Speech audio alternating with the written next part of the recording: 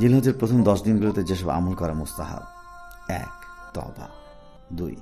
ফরজ ও নফল সালাতগুলো গুরুত্বের সাথে আদায় করা। 3. সিয়াম পালন, রোজা রাখা। জিলহজ মাসের প্রথম 10 দিনের রোজা রাখা একটি গুরুত্বপূর্ণ আমল। হাফসা রাদিয়াল্লাহু আনহা থেকে বর্ণিত, নবী সাল্লাল্লাহু আলাইহি সাল্লাম কখনো 4টি আমল পরিত্যাগ করেননি। সেগুলো হলো আশুরার সওম, জিলহজের 10 দিনের সওম, প্রত্যেক মাসে 3 দিনের সওম, ফজরের পূর্বে 2 রাকাত সালাত। 4. হজ ও উমরা করা। নবী সাল্লাল্লাহু আলাইহি সাল্লাম এ দুটি মর্যাদাপূর্ণ ইবাদতের জন্য উম্মতকে উৎসাহিত করেছেন। যে ব্যক্তি হজ করেছে তাতে কোনো অশ্লীল আচরণ করেনি ও কোনো পাপে লিপ্ত হয়নি, সে সেদিনের মতো নিষ্পাপ হয়ে গেল যেদিন তার মাথা তাকে প্রসব করেছে। আবু হুরায়রা রাদিয়াল্লাহু আনহু থেকে বর্ণিত, নবী সাল্লাল্লাহু আলাইহি সাল্লাম বলেছেন, এক উমরা থেকে অন্য উমরাকে তার মধ্যবর্তী পাপসমূহের কাফফারা হিসেবে গ্রহণ করা হয়, আর কলুষমুক্ত হজের পুরস্কার হলো জান্নাত। 5. আল্লাহর জিকির করা। আব্দুল্লাহ ইবনে উমর রাদিয়াল্লাহু আনহু থেকে বর্ণিত, নবী সাল্লাল্লাহু আলাইহি সাল্লাম বলেন, এই 10 দিনে নেক আমল করার চেয়ে আল্লাহ রাব্বুল আলামিনের কাছে অধিক প্রিয় ও মহান আর কোনো আমল নেই। তোমরা এ সময় তাহলিল, তাকবীর, তাহমিদ বেশি করে আদায় করো। 6. তাকবীর, তাহলিল ও তাহমিদ। সাহাবী আব্দুল্লাহ ইবনে উমর রাদিয়াল্লাহু আনহু, আবু হুরায়রা রাদিয়াল্লাহু আনহু জিলহজ মাসের প্রথম দশকে বাজারে যেতেন, তাকবীর পাঠ করতেন। লোকজনও তাদের অনুসরণ করে তাকবীর পাঠ করতেন। অর্থাৎ আল্লাহ রাসূল সাল্লাল্লাহু আলাইহি সাল্লামের 2 প্রিয় সাহাবী লোকজনকে তাকবীর পাঠের কথা স্মরণ করিয়ে দিতেন।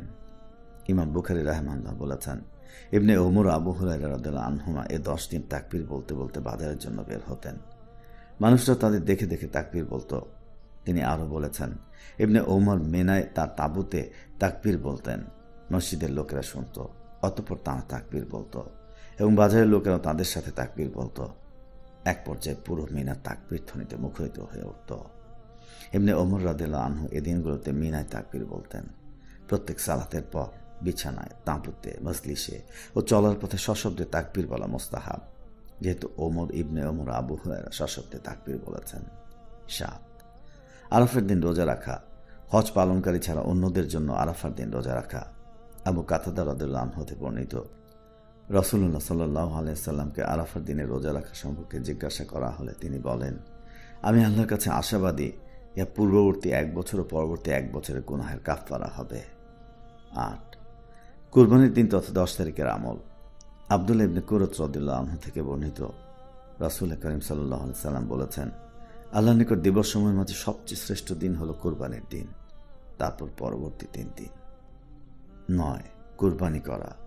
বারা ইবনে আজিব রাদিয়াল্লাহু আনহু থেকে বর্ণিত, রাসূলুল্লাহ সাল্লাল্লাহু আলাইহি সাল্লাম বলেছেন, যে ঈদের সালাতের পর কুরবানির পশু জবাই করল তার কুরবানি পরিপূর্ণ হলো ও সে মুসলিমদের আদর্শ সঠিকভাবে পালন করল। এগুলো মনে রাখবো ইনশাআল্লাহ, বাসার সবাইকে শোনাবো ইনশাআল্লাহ।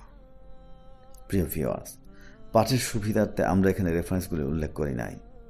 কমেন্টে লিঙ্ক দেওয়া থাকবে, আপনারা যারা চান তারা প্রয়োজন অনুসারে সেখান থেকে দেখে নিতে পারবেন। বিসমিল্লাহি তাআলা।